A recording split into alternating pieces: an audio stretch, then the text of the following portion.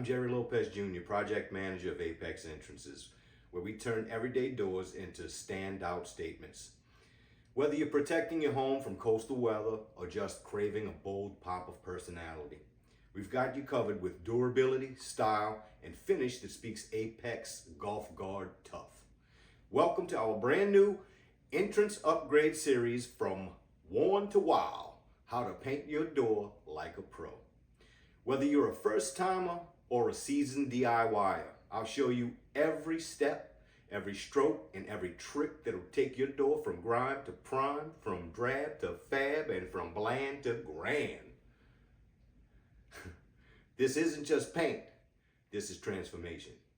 Let's get started.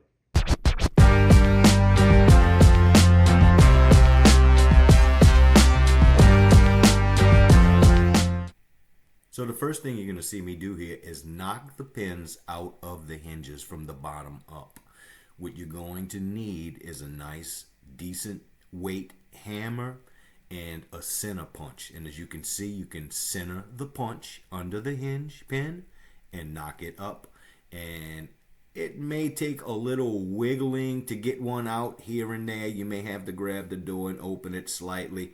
Remember to try to keep the hinges together until you're ready to grab the door and pull it off. Always, always, always have a designated area or spot to put the door or lean the door or lay the door on. You don't want to get caught with these things in your hands while you're moving, trying to figure out where they go, because doors are backbusters no matter how you slice it. These doors aren't the biggest doors. They're 24-inch doors. They aren't the heaviest doors. They're light doors, but they will still hurt you. You have to twist. You have to extend your arms and twist and move your back in ways that you wouldn't normally do when you have a door in your hands. For those of you who don't wish to be carrying these things everywhere, they do make products, and I do like those products. The wheels that go on the bottom of the doors.